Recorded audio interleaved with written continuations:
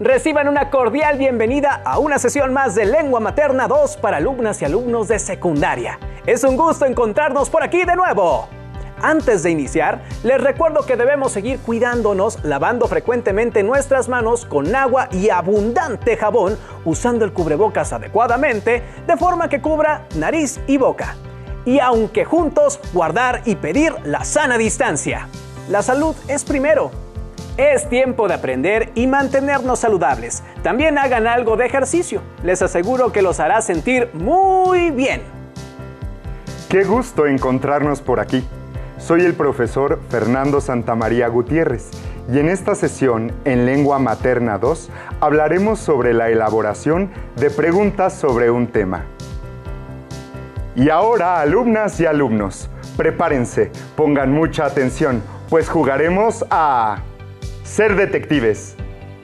En esta sesión trataremos el aprendizaje esperado. Compara una variedad de textos sobre un tema y conocerán los pasos para elaborar preguntas que nos ayuden a conocer más sobre un tema en específico. Exploraremos el mundo de la información contenida en los textos y nos adentraremos en la búsqueda de información. Y para eso tendremos que utilizar algunas herramientas. Al finalizar, se darán cuenta que es más interesante de lo que se imaginaban, pues quien tiene la información, tiene el poder. ¡Iniciamos! Los materiales que van a utilizar para la clase de Tones para los preguntones, elaboración de preguntas sobre un tema, son los siguientes. 1. Un cuaderno para hacer anotaciones. 2. Colores de madera o plumines. 3. Bolígrafo o lápiz. Y 4. Libro de texto Lengua Materna segundo grado. Registren las dudas, inquietudes o dificultades que surjan sobre los planteamientos en esta sesión. Estas las pueden resolver al revisar su libro de texto o al reflexionar en torno a los problemas que se discutirán. Lo importante es que pongan toda la atención y se concentren. Ahora sí, ¡iniciamos! Todos nosotros en algún momento de nuestras vidas hemos escuchado o leído varios puntos de vista acerca de un mismo hecho.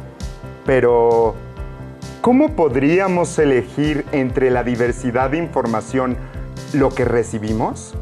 Les invito primero a reflexionar. ¿Han jugado teléfono descompuesto? ¿Se han quedado con ganas de saber más sobre algo? ¿Han escuchado varias versiones sobre el mismo suceso? Seguramente en algún momento, al menos 2 de estas preguntas, pueden responderlas afirmativamente. ¿Qué han hecho ante tales situaciones? ¿Se han quedado con la curiosidad o se han lanzado a investigar? Ahora bien, ¿recuerdan a qué le llamamos textos? ¿Qué tipo de textos han leído? Bueno, llamamos texto a todo lo que se dice en el cuerpo de una obra manuscrita o impresa. Existen varios tipos de textos. Desde la primaria lo han revisado, los han estudiado y en ocasiones han generado textos propios. ¿Recuerdan algún tipo de texto? Si no es así, demos un repaso breve de la clasificación de los textos. Pongan mucha atención y no olviden hacer anotaciones de los conceptos claves en su cuaderno. Hola, me acaban de aceptar en mi primer empleo. Pero estoy nervioso porque en unos días firmaré el contrato y la verdad no sé cómo identificar la información importante de manera más rápida. Voy a investigar sobre este tipo de documento. ¿Me acompañan? Estoy muy contenta porque mi mamá me regaló esta consola de videojuegos. ¡Wow! ¡Qué bien! Aquí está el instructivo, la garantía y la factura. ¿Para qué servirá la información de todos estos documentos? No sé, y entre tanta información no sabría cómo identificar los datos importantes. Vamos a investigar en internet sobre cómo se leen este tipo de documentos, porque algún día los utilizaremos. Sí. De acuerdo con la manera en que se presenta un texto en cualquier tipo de escrito o documento, estos se clasifican en continuos, discontinuos y mixtos. Las noticias y los artículos en periódicos, así como los ensayos, los cuentos y las novelas, son textos continuos. Para comprender el mensaje de estos textos, se tienen que leer desde el inicio hacia el final. En cambio, los mapas, tablas e infografías son textos discontinuos, porque se puede elegir la sección con la cual iniciar su lectura. Algunos documentos, como artículos publicados en periódicos o revistas, ofrecen tablas con datos y fechas que se explican en el mismo texto. Por esta razón, se les conoce como textos mixtos. Una gran parte de los documentos administrativos y legales son discontinuos o mixtos, razón por la cual su lectura no es necesariamente lineal. De hecho, es posible leerlos de muchas maneras y con propósitos diversos. Sea un texto continuo, discontinuo o mixto, primero hay que explorarlo de manera general. Esto nos va a permitir reconocer su extensión y darnos una idea de su estructura, es decir, de las partes que lo componen. El título es fundamental para saber de qué documento se trata. Una factura, una garantía, un contrato, etc. Los subtítulos que encabezan textos, tablas o gráficas indican el tipo de información que se va a presentar. Visualmente, estos elementos se distinguen por estar en letras mayúsculas, versálitas, negras o subrayadas. En documentos legales y administrativos, las marcas gráficas ayudan a identificar además el tipo de información, fechas, cantidades, términos importantes, nombres, etc. Mira, aquí está el nombre y el logotipo de la empresa. Y aquí están sus datos. ¿En dónde está mi domicilio? Quiero verificarlo. Aquí, en esta parte, donde dice receptor y enseguida domicilio. Se puede distinguir fácilmente porque está con mayúsculas y negritas. Cierto, qué bueno que así podemos identificar fácilmente los datos importantes. Vamos a jugar. Sí, Estoy listo para firmar mi contrato de trabajo. Con estas estrategias puedo encontrar más fácil y rápido la información en los documentos legales y administrativos. ¿Ustedes también? Espero que sí. ¡Adiós! Como observaron en el video, todos los días convivimos con todo tipo de textos, pues no solo son parte de nuestra vida diaria y académica, sino que enriquecen nuestro conocimiento y nos ayudan a ver el mundo de otra manera. Recuerden un texto que hayan leído por gusto u obligación acerca de un tema o un asunto relevante en su comunidad, incluso por una tarea que requieran. Por ejemplo, investigar acerca de los cambios en la adolescencia, o un hecho histórico, o cuando buscan información que les ha parecido interesante. Piensen, por ejemplo, en el tema más escuchado en estos momentos. Creo que todos sabemos con facilidad cuál es el más popular. ¿En qué tipo de textos buscaríamos información sobre esa fuente? Ahora imaginen, ¿cuántos textos distintos podrían existir acerca de un tema? ¡Muchísimos! Como saben, por cada tema hay una cantidad ilimitada de información, y esta puede ser de diferentes autores y múltiples fuentes de consulta, y cada una con tratamientos distintos. ¿Saben cómo podemos ayudarnos a encontrar la información dentro de los textos de forma clara y precisa? Es muy fácil, ¿verdad, profesor? Ya lo verán. Ahora les propongo que imaginariamente nos convirtamos en detectives, dispuestos a resolver un misterio. Y entonces es necesario brindarles las herramientas para esta investigación. ¿Preparados? ¿Recuerdan que en primer grado aprendieron los adverbios interrogativos? Si es que no lo recuerdan, no se preocupen, porque haremos un repaso en este momento, ya que los usaremos como herramienta en nuestra investigación. Piensen en el tipo de preguntas que deben realizarse para encontrar información y observen los adverbios interrogativos para tenerlos como herramientas. Pongan atención y escriban al menos los primeros 5 en su libreta o cuaderno. Oraciones interrogativas directas. ¿Qué? describe la acción o sucesos. ¿Cómo? Dice la manera o la forma. ¿Quién? ¿Quiénes? Para saber los sujetos de la acción. ¿Dónde? Brinda el lugar. ¿Cuándo? Aporta el tiempo. ¿Cuál? ¿Cuáles? Se usa cuando hay opciones. ¿Por qué? Describe las causas. ¿Cuánto? ¿Cuánta? ¿Cuántos? ¿Cuántas? Da cantidades. Ahora bien, como observaron las preguntas, en general, son estas las que se realizan cuando queremos saber o tener más información acerca de determinado tema.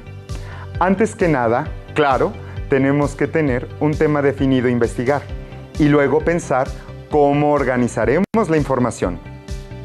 Ahora veamos la siguiente tabla para entender mejor, y no olviden apuntarla en su cuaderno. Esta tabla nos va a marcar cuáles son las preguntas por un lado. Como observarán, es una manera eficaz para encontrar los datos necesarios de la investigación. Como se podrán dar cuenta, en la primera columna se encuentran los adverbios interrogativos, mejor conocidos como preguntas, y en la segunda y tercera columna se encuentran los espacios para contrastar los datos encontrados en diferentes fuentes de consulta. Así podrán tener de manera condensada la información obtenida de varios textos sobre el mismo tema e identificar cada rubro por autor. Para practicar ahora, realizaremos un ejercicio visual. Observen la siguiente imagen y mentalmente traten de responder los adverbios interrogativos que acabamos de ver en la tabla. ¿Qué está pasando en la imagen? ¿Quién realiza la acción? ¿Cómo ocurrió? ¿Dónde aconteció? ¿Quiénes están involucrados? Este ejercicio sirve para afinar nuestros sentidos y ponerlos alerta para buscar la información solicitada. Ya vamos recordando todo lo que nos enseñaron de los adverbios interrogativos y sus características, ¿no es así? Ahora bien, ¿fue fácil encontrar las respuestas? Supongo que no todos los aspectos fueron fáciles de localizar o entender. En efecto, en algunos textos podemos encontrar todas las respuestas para nuestras preguntas y en ocasiones nos faltarán datos para resolver todas las interrogantes. ¿En qué tipo de textos confiarían más para realizar una investigación? ¿En un texto incompleto o en uno que tenga mucha información para poder seleccionar los datos que nos sean útiles? Recuerden que hay muchísimos textos en las redes sociales e internet que manejan información falsa. Hay que saber encontrar las fuentes confiables. Eso es muy cierto. Vamos ahora a realizar un ejercicio con el apoyo de dos textos sobre el mismo tema. Será necesario que ustedes sean más observadores y encuentren lo que la tabla les pide. Es muy fácil. Tecnoadicción, 15 de octubre de 2017. Adicción a las tecnologías, por Enrique Orchansky. Las nuevas generaciones son habitualmente denostadas, como tecnoadictas. Los padres claman porque sus hijos, al menos a la hora de sentarse a la mesa, abandonen el tecleo. Los docentes, porque sus alumnos asisten dispersos y poco interesados al momento de aprender. Y no pocos profesionales de la salud adjudican efectos perjudiciales al uso precoz, masivo y no supervisado de artefactos tecnológicos. Porque televisores, computadoras personales, tablets y, en especial, teléfonos inteligentes forman parte de la vida de los chicos sin límites para su uso. Ahora bien, ¿qué preguntas o adverbios de los que vimos antes pudieron contestar? Podríamos decir que al menos hay información en este texto que nos arrojará respuestas puntuales acerca de la adicción a la tecnología. Bien, miremos el segundo ejemplo. Los adolescentes hacen volar sus pulgares sobre las pantallas de sus teléfonos inteligentes o smartphones, cada vez con más frecuencia. Pero, ¿qué efecto tiene esta conducta sin precedentes sobre los adolescentes? Un equipo de investigación de la ONG Common Sense Media ha querido profundizar en este tema. Para ello, realizaron un cuestionario a 1.240 padres y adolescentes con edades comprendidas entre los 12 y los 18 años para hacer un seguimiento sobre las consecuencias de este uso masivo de los dispositivos móviles en sus vidas y en sus relaciones con los demás. ¿Encontraron ciertas variaciones con el anterior? ¿Cuáles fueron? ¿Cuál de los dos, aunque hayan leído muy poco, les parece que trae mejor información? ¿O si de alguna manera se complementan? ¿Se dieron cuenta que si reunimos todas las respuestas de las preguntas, se puede construir un texto que contenga toda la información condensada sobre un tema? A lo largo de sus vidas académicas tendrán que realizar algunos trabajos de investigación. Inclusive, existen algunas profesiones que están basadas en la constante búsqueda de nuevos conocimientos. Esto es muy importante, porque hay que saber seleccionar información de diferentes textos. Como hemos visto, existen diferentes fuentes de consulta, publicaciones impresas y digitales, documentales, entrevistas, biografías y autobiografías, textos de divulgación científica, periódicos, revistas, grabaciones de audio, ensayos, videos, entre muchos más. Pero lo más importante de cualquier fuente de consulta es que esté firmada por un autor, que bien puede ser una persona o una institución, que su trayectoria o prestigio avale dicha información, ya que esto dará una responsabilidad clara sobre la información consultada. Y además podremos buscar más textos del mismo autor para profundizar acerca del tema seleccionado. Profesor, ¿y qué más nos aconseja para encontrar fuentes de consulta? Un consejo que les puedo dar es que antes de leer o estudiar sus fuentes de consulta, verifiquen que contenga el nombre del autor, sobre todo para que basen su selección de información desde el principio con datos claros y reales. Siempre he pensado que las fuentes de consulta que no tienen autoría podrían decir cosas erróneas o ser rumores. Ahora pondremos un ejemplo de la vida cotidiana, de cómo aplicar lo que hemos visto hasta ahora en esta sesión. En el transcurrir de sus vidas seguramente han tenido muchos temas favoritos. Por ejemplo, un género cinematográfico, musical o literario, un cantante, una actriz o un equipo deportivo, entre otros. Quizá también han sido temas de los cambios en la adolescencia, personajes de ficción, cómics, deportes extremos, youtubers, de asuntos inexplicables, de lugares abandonados. ¿Cuáles más se imaginan? Ahora bien, evoquen ese tema que ahora mismo les interesa mucho y piensen dónde han buscado información y si en verdad esta respondió a todas sus dudas. Vean el recuadro y agreguen las respuestas a los cuestionamientos que se presentan. ¿Qué temas serían interesantes para investigar? ¿Cuáles son sus fuentes favoritas y por qué? ¿Cómo sé si la información es confiable? Como vieron, ya han investigado sobre temas que les gustan, pero en ocasiones no nos damos cuenta de ellos, ya que la mayoría de las veces no lo escribimos, solo guardamos en la memoria la información deseada. Con este ejercicio se ha explicado el proceso que debemos llevar para encontrar información en diversos textos que aborden el mismo tema. Hemos aprendido más sobre los textos. Sigamos aprendiendo juntos. Ahora estamos listas y listos para regresar y observar los dos extractos de las siguientes fuentes informativas que podrán observar en las siguientes dos lecturas. Después de observarlas, haremos preguntas y al final ustedes podrán crear nuevas interrogantes acerca del tema. Recuerden que estas deben estar pensadas para profundizar o aclarar información que nuestros dos extractos no contienen. ¿Han usado teléfonos inteligentes?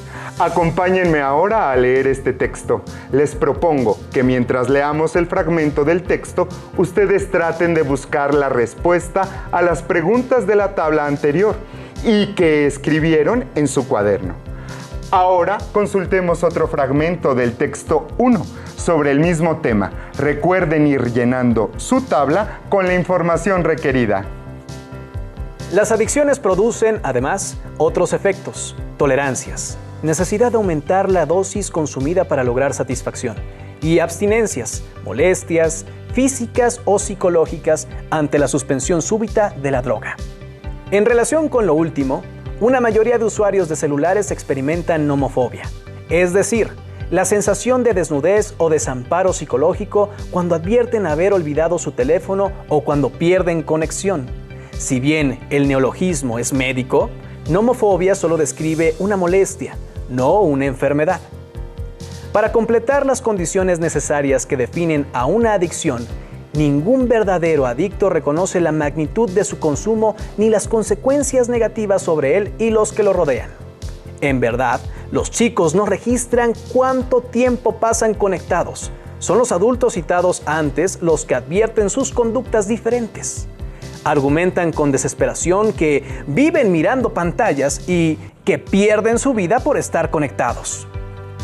Y ahora leamos los extractos del texto 2. Leamos. Un equipo de investigación de la ONG Common Sense Media ha querido profundizar en este asunto. Para ello, realizaron un cuestionario a 1.240 padres y a adolescentes con edades comprendidas entre los 12 y los 18 años, para hacer un seguimiento sobre las consecuencias de este uso masivo de los dispositivos móviles en sus vidas y en sus relaciones con los demás. Los datos revelaron que la mitad de los adolescentes afirmaban sentir adicción hacia el móvil y el 60% de los padres pensaban que sus hijos eran no adictos al móvil. El 66% consideró que pasaban demasiado tiempo con el smartphone. En el caso de los adolescentes, el 52% lo veía también así. Además, el 77% de los padres coincidían en que sus hijos se distraían continuamente, al menos 3 veces a la semana, debido al uso del móvil. Casi el 80% de los jóvenes admitió que revisaba o comprobaba sus notificaciones en el móvil cada hora como mínimo, y el 72% confirmó sentir necesidad de responder a los mensajes recibidos en redes sociales casi después de haberlos recibido. Momento para una pausa, pero con precaución. El fenómeno de la adicción a los móviles es relativamente reciente, por lo que no hay un diagnóstico oficial al respecto. Sin embargo, los psicólogos advierten de las reacciones negativas hacia los padres por parte de los jóvenes si se elimina el dicho objeto de deseo, de forma muy abrupta, con objetos de suprimir esta adicción. Para los adolescentes, las redes sociales y el contacto con amigos son tarea primordial de desarrollo y enfoque. Cuando se quita la línea vital de un adolescente con sus amigos, habrá una reacción emocional importante, una ruptura de la relación padre-hijo. Alerta Beth Peters, psicólogo clínico en Westminster, Inglaterra. Con este texto más extenso, reafirmamos la lectura que habíamos tenido anteriormente. Ahora intentemos responder. ¿Qué tema aborda el texto? ¿Quién es el autor? ¿Encontraron semejanzas y diferencias en los textos? Para responder las preguntas, vayan a su libro de texto de Lengua Materna 2 y escriban un comentario de reforzamiento sobre cómo pueden realizar preguntas en varios textos de un mismo tema. Después de leer ambos textos, ¿se pudieron dar cuenta cuál fue la postura de cada autor? ¿Qué texto les gustó más y por qué? Creo que después de conocer 2 puntos de vista sobre un mismo tema, es más fácil poder hacer un comentario sobre el mismo. Es importante tener en cuenta la época en la que fueron escritos los textos que consultamos, pues nosotros podemos compararlos con nuestra realidad y así realizar un contraste escrito sobre los textos y nuestra contemporaneidad. Les propongo que en su cuaderno escriban al menos 2 preguntas que te han generado estos textos a partir de sus experiencias en la actualidad. En este aprendizaje esperado, estoy seguro que podrán crear preguntas que van más allá de lo que muestran los extractos. Y aquí, entre nosotros, ¿qué piensan ustedes de los pros y contras del uso del celular? Me da gusto saber que hemos aprendido más sobre las características de los adverbios interrogativos del español para generar preguntas dentro de textos de un mismo tema para obtener datos concretos. Si cuentan con sus libros de texto, pueden repasar de forma libre este tema. ¿Listo? ¡Hemos terminado! Recuerden que este espacio les va a permitir continuar avanzando en su proceso escolar. Podrían escribir un comentario breve en su cuaderno sobre este tema a manera de recordatorio. No hay límite y con imaginación todo es posible. ¡Hasta la próxima!